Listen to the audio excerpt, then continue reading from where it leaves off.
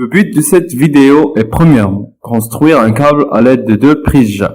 Le premier du microphone, le second des écouteurs, afin de mettre en contact deux appareils de mesure, l'oscilloscope et le GBF. Et deuxièmement, connaître l'intérêt de notre appareil, comment ça fonctionne et où peut-on les utiliser. D'abord, on commence par introduire la liste des matériaux et appareils. Premièrement, on aura besoin d'un câble d'écouteur et un câble de microphone, un scotch d'électricien et un briquet. Enfin, un pince. Nous avons choisi comme générateur à basse fréquence une application sur le smartphone.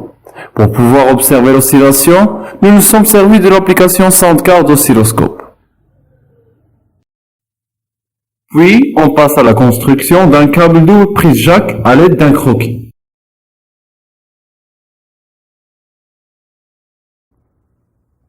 Ceci est un schéma de câblage qui va nous aider à mettre en contact les prises jack.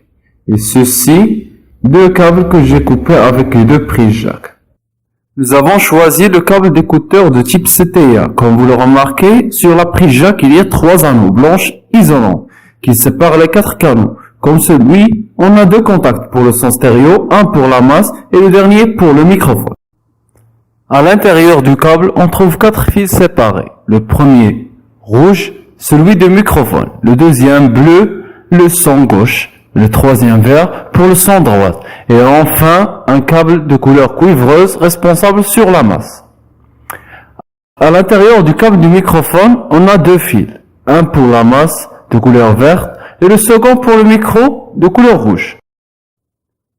Maintenant, on passe à la mise en contact des câbles. Premièrement, on brûle les bouts de chaque câble, car les couleurs que vous pouvez remarquer sur le câble n'est qu'une couverture en plastique qui isole tout circuit au cas de contact des câbles.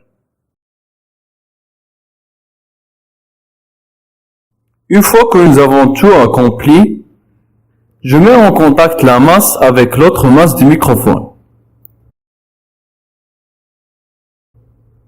et l'une des sorties d'écouteurs avec le câble rouge du microphone.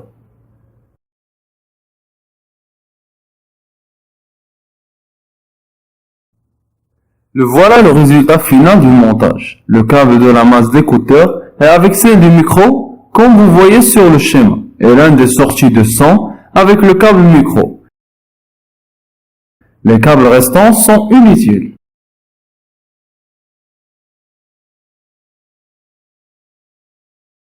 D'abord, on commence avec le GBF, générateur des basses fréquences, qui génère des signaux alternatifs, carrés, sinusoïdales ou triangulaires. Et pour chaque signal, on peut modifier l'amplitude, la fréquence et le rapport périodique. Ce signal peut être observé par un oscilloscope, notre deuxième appareil de mesure, qui permet de visualiser la tension mesurée sur un écran gradué.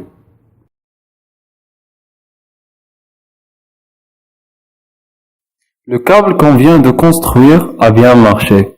Comme vous voyez sur l'écran, le signal sinusoïdal alternatif envoyé par le GBF. Maintenant, je vais vous expliquer comment on a eu les différentes valeurs affichées sur l'écran. 1,982. C'est une approximation de 2 volts qu'on a calculée à l'aide des 5 divisions multipliées par la sensibilité verticale qui est égale à 400 volts par division. De même, on a calculé la fréquence tout en divisant le nombre 1, le nombre de divisions, sur 2 millisecondes, qui nous a donné la valeur de 500 Hz.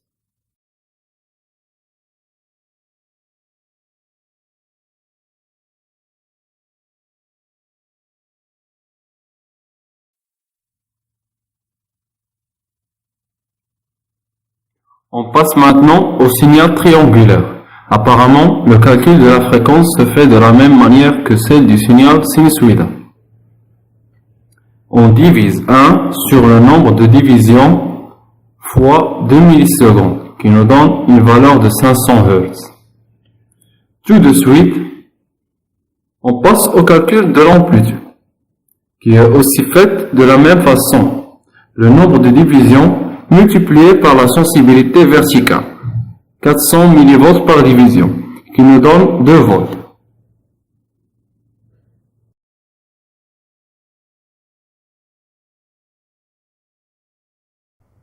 Finalement, le signal carré, que vous pouvez remarquer sur l'écran. De la même manière, on calculera la fréquence par la division de 1 sur une division multipliée par 2 millisecondes, la sensibilité horizontale, qui nous donne une valeur de 500 Hz. Après, on calculera l'amplitude en multipliant 5 le nombre de divisions fois la sensibilité verticale, 400 mV par division, qui nous donne une valeur de 2 volts.